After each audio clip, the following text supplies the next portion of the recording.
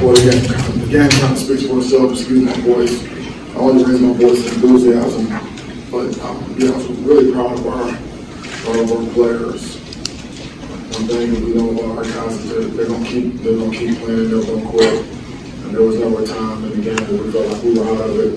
We never felt like we were overmatched. We felt like we needed to continue to execute better on both sides of the ball. We're able to make some adjustments and find a way to make some plays. We start to convert more on third down on offense, and guys are playing extremely hard on defense. And obviously we got some playmakers that were able to make some plays. But it was a team win, and I'll tell you what, our fans they never gave up on us. No one left. They stayed in there, down 16. And kept helping us and pulling us through, and that's what Spartans do. With resilient, hard working, earn everything that you get. And someone just asked me what does this win mean to me? It means it's not about me. It's about Spartan Nation and our players, our staff, Michigan State University, all of our fans, all of our former players, the Spartan Dogs, and all of our 500,000+ living alumni across the country and around the world. We know how important this game is to all Spartans, and we don't take that lightly. And so I know there's a lot of happy Spartans right now celebrating, and that's what this is all about. Obviously, it's a huge win. Ken Walker, I don't know what else I can say. This is a big, huge stage. The whole world's watching. You got a chance to see what type of player he is, and obviously, any recognition that he's getting for Heisman consideration is well deserved. Obviously, the offensive line, tight ends, and receivers doing a great job blocking.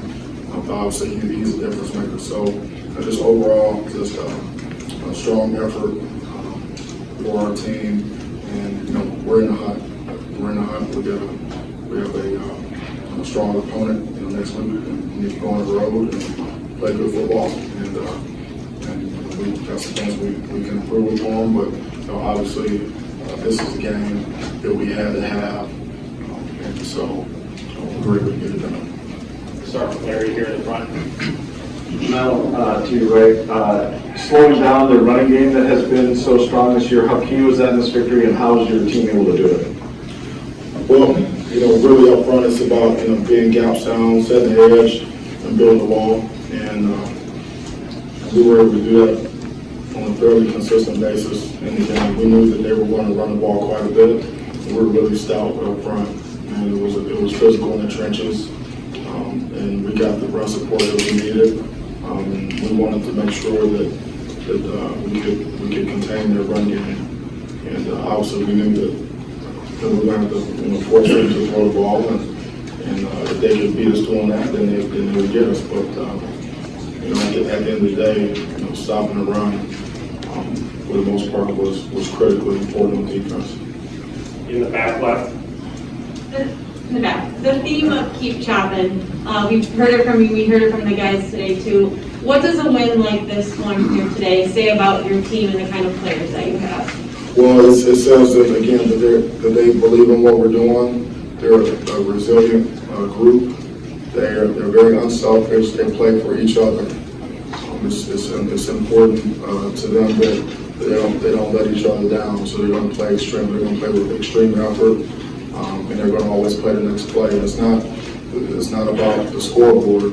Each play has a history and a life of its own. So you got 6 to 7 seconds of technique and fundamentals, extreme effort, mental physical toughness, and then you move on to the next play. And that's basically just keep chopping. Just keep going. Continue to hammer like that on both sides of the ball and special teams. Deliver body blows, and then we believe in our conditioning and our ability to execute down the stretch, and that's what you saw out there today. Chris. Can you talk, I know we talked so much about Kenneth, but can you talk about a couple of the throws that Peyton made, particularly on the 4th downs, that to really kind of set a couple of those scores up?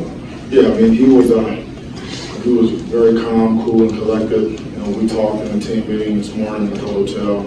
You know, I said, you and I have to be the eye of the storm. You know, of the football team for 4 quarters, and he was able to do that. You know, we didn't see anything different today than what we've seen from him in practice.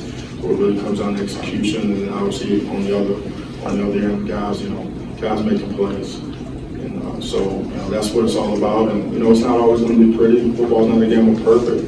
But you know, we talked during the week about competitive greatness, which is being at your best when your best is needed. And I think we saw that down the stretch. Rico.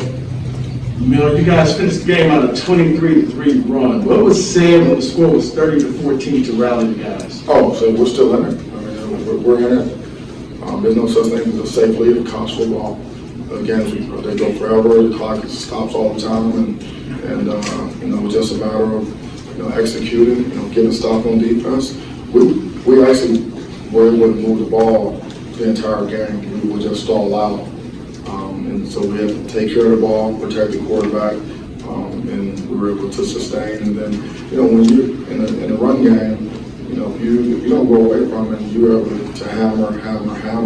Eventually, you're gonna pop some. And that's what we saw. We were never out of it. We never felt like we were overmatched. And we just felt like we needed to execute better. And so, credit to our guys. I mean, they didn't flinch. They just kept chopping, and that's important. And like I just said on the radio, I mean, it's they say football is a game of life. It's the ultimate team sport, but it's a game of life. And our guys, we feel like they're going to be better off because they decided to come here to East Lansing and Michigan State, and the things that they learned, on the football field, how to be resilient and keep chopping, and handle adversity and things like that. It's going to serve them well, out in the real world and like after football, because it doesn't always go your way, and failure is not an option. You just got to keep going, and that's on display week in and week out with our guys. So I'm really proud of them for that. Dennis, right here. Well, there was there's no secret you guys had trouble running the ball last year. When it kind of came in, did you have to say the words, or did you say the words, you can be your guy, you can be great, or was it just assumed that there was an opportunity? No, I mean, every time he touches the ball, he's got a chance to do something special. And when you have a guy like that, the offensive line, they're going to strain, they're going to finish, they're going to bleed. The tight ends and receivers, they're going to strain, they're going to block. But they know that that he can pop one at any moment. And the thing that was impressive today, that it wasn't, he had some tough yards in there today. He hit it up in there, and sometimes it was 3, sometimes it was 2, sometimes it was 4. And then, he did some things that difference makers do. He made guys miss, and once he gets into the secondary, he's out the gate. So, his full capability was on display today. You can get the tough yards. He can be explosive. He's a physical player. In this conference, when down the stretch, this time of year, you're playing good teams. That's when you need to be at your best. I think he showed what type of player he was today. I mean, the whole world was watching, and everyone wants to know, okay, well, if he's going to be considered for the Heisman, okay, well then, in games like this, you need to produce. And so he was able to do that. Jack in front. Well, a couple of your players mentioned the locker room celebration. What are you going to remember about those minutes with your team? And are you going to spend some quality time with Paul Bunyan the way you did last year on the bus ride home? Yeah, well, that's one of the things about football is the locker room, especially after a victory. There's nothing like it, because everyone is a part of it. When you look around, you got the players and the coaches, and but you got trainers in there, you got academic support, folks are in there, you know, administration is in there, we have former players in there, I mean, you know, obviously recruits in there, so it's a moment to celebrate, you know, and to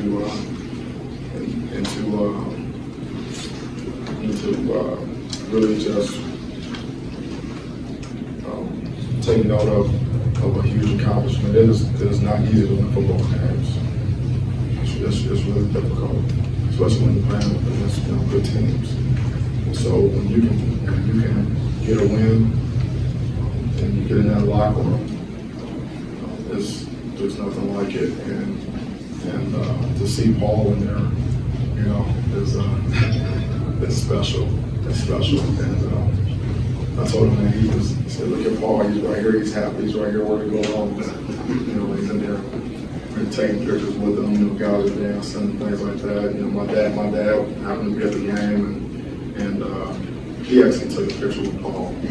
So, you know, that's kind of what it's like. And those are memories. I mean, those are like Coach Izzo told our team during the week. He spoke to them after practice. He says, you know, memories for a lifetime. And that was a game. That was a classic. I mean, that was a big time. That was a big time game. And so it's an honor and a privilege to be a part of something like that. Got Brandon from 24/7. Coach, you know, a lot of coaches come into a program and they talk about straining and they have mottos and all that like you do yourself, and then sometimes it doesn't translate. But with you, I think you're 4-0, maybe 5-0 in single possession games. I guess in a big picture sense, when you take over a program, how do you get to a point that quickly where you know you're going to be able to still win a game when it's tight the way it was today? Yeah, well, first and foremost, we have a tremendous staff, coaching staff. And we're all on the same page, and we see the game of football the same. And so, I mean, we believe in what we're doing. We believe in our process. Top to bottom, A to Z, everything that we're doing is, you know, we're not experimenting with anything. You know, everything is part of our process, and we stick to it. And that translates to the players. And what we tell our players and how we go about our business, it really resonates with them. They know that we have a plan for them, and it's a winning plan. It's a winning formula. And so they pour into it, they buy in, and this is something that we continue to hammer every day. You know, we're always selling our process, you know, always hammering the details, the sense of urgency, the accountability, teamwork, you know, discipline. And so when you do it day after day after day after day after day, you get guys that buy in, and you have good players, guys that have talent, you know, willing to put the work in. Then you have a chance to get what you want. And, you know, you ask the players, you know, what do you want? And what are you willing to do to get it? And so, you know, everything that we've gotten so far, we've earned it. No one's given us anything. Back left. Coach, hi. On Monday, you said this game is about legacy, playing in it, coaching in it. Now you're 2-0 against Michigan, I believe, the first time Michigan coach do that. That's a good start to this legacy for you. I would say so. Do you buy into the fan talk Comin stuff? You like it? You think it's fun? I don't mind it. I don't mind it. I think it's fun. It's a great way to engage with our fans. We have great fans. We're the best fans in the country, and they're really. This is a football town. Yeah, this is a football school. There's a lot of pride and tradition here in Michigan State with Spartan football, and so and that's what our fans deserve. They deserve to see good football, to see a tough, hard-nosed football team out there that won't quit. You know, they deserve to see winning football. And they deserve to be to have a coaching staff and players who appreciate them. I mean, we appreciate our fans, we appreciate our student section, and we feed off of them. And it's a community, you know. It's we're all connected, you know, through the game of football. So again, it's not about us, it's about, it's about everyone and all Spartans. So, whether it's Tuck Comin or K9 for Heisman or the deep end or the woodshed, whatever it is, that's what college football is all about. Yeah, in the middle. Now, I'll follow up a little bit on that. When you think about guys like from Big E to Duffy and Nick Saban and Mark Antonio, none of those guys are able to win their first 2 games in this series, yet you've been able to do that. What does that mean to you, or is that something you'll be able to think about further down the road and not so much right now? Yeah, maybe further down the road, but football is the ultimate team sport. I mean, there's so many people involved or committed. That it's not a one-man show. So anything that happens on the field, I'm a part of it, but it's not all me. And so, like I said, we have a great coaching staff.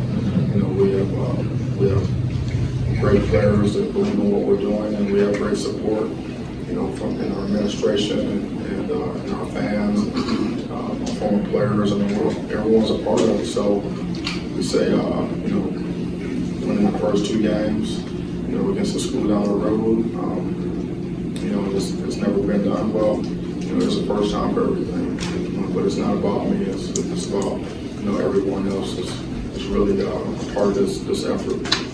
Okay, we're going to do 3 more. We got Pat and Chris and wrap with Fred. Pat on the left. Yeah, you're left here. You said when you were interviewing for the job, you thought Michigan State could compete for national championships, but in year 2, are you ahead of schedule? Yeah, I don't believe in self-imposed limitations. I've said this before publicly. Our goal is to win every game on our schedule, whether it's home or away, or regardless of who it is. That's our goal. Whether we can do that or not, only time will tell. So, what does success look like? I've been asked several times. Success is us reaching our full potential, as a football team. And so we have not hit our ceiling yet. We still have room for improvement, and we have a tough schedule ahead. And we're going on the road next week with a very strong team, and it's tough sled. And you need to be playing your best football, in November, if you want to get anything done in terms of what you're talking about. And so we've got a ways to go. And but what's most important is what's next. And from our preparation this week, we got to rest and recover, and we have to get focused in on our next opponent, and then and take the show on the road. Chris. 2 quick ones. One for you. You got to be in the Strawberry last year, but there were no fans. What was it like walking out of that tunnel, and then maybe in the last few minutes as everything's kind of boiling together, what it was like kind of looking around there and hearing everything? Yeah, it was, coming out, it was an electric atmosphere. The student section was there. They were there early, and there was a lot of excitement, a lot of anticipation. And when you play in the school down the road, there's a different look, in people's eyes in terms of, when they tell you, the coach, let's get it done, or go green. I mean, it means a little bit more. And to feel that, in the woodshed, it was packed, and everyone was there, and the whole world was watching. And so it was very impressive, and it's inspiring. I mean, how can you not play your heart out or coach your heart out in an atmosphere like that? We're all in it together. The second part was, with that emotion, I mean, how much will lift you get from getting guys like Beasley and Collins and a couple guys back that have been battling those injuries and kind of played, and Drew played a pretty pivotal role. Yeah, I mean, the bye came at a good time for us, and we needed the bye to try to get as healthy as we possibly could, and the rest of the guys up. But you mentioned Eli and Drew, and those guys did everything they possibly could to get back and be ready for the game. I mean, Beasley told me, weeks ago, he said, I want to be a captain for the Michigan. And I didn't listen on social media because we weren't sure if he was going to be able to make it. But I mean, he did everything. He was 24 hours, round the clock treatment, and that's huge. And those types of players are foundational players. They motivate coaches, they motivate their teammates, and epitomize what Spartan football is all about, what it means to be a Spartan. And it's just the mental physical toughness and going out there and laying it on the line. He wanted to be there, for his teammates, and that's special. Same thing with Eli. There was all the other guys that been banged up and worked really hard to get healthier for this game. And at this time of year, no one's 100%. Everybody's beat up in some way, but everybody rallied the best they could to be available for this game. We'll have with Fred on the far side. Mel, I realize the season isn't over, and I can appreciate that you think it's not about you, as you said out there. But you are the first coach to go 2-0 against Michigan. Your over-under on the season was 4.5 wins. You're 8-0 and you're in the top 10. Do you feel some sense of accomplishment of where this program and where this team is? Well, we've done what we needed to do up until this point, but we've still got a long ways to go, and we've got a lot of tough games coming up, starting next week, and there'll be plenty of time at the end to add it all up. But right now, it's really 24-hour rule and then on to the next, and that's the only way that I'm going to approach it, and that's the way our team is going to approach it. And we got a lot of football left, and we don't believe in self-imposed limitations. We need to get what we can get. All right, thank you, Coach. Thank you so much. Thanks for coming out. Thanks for covering our team. Go Green.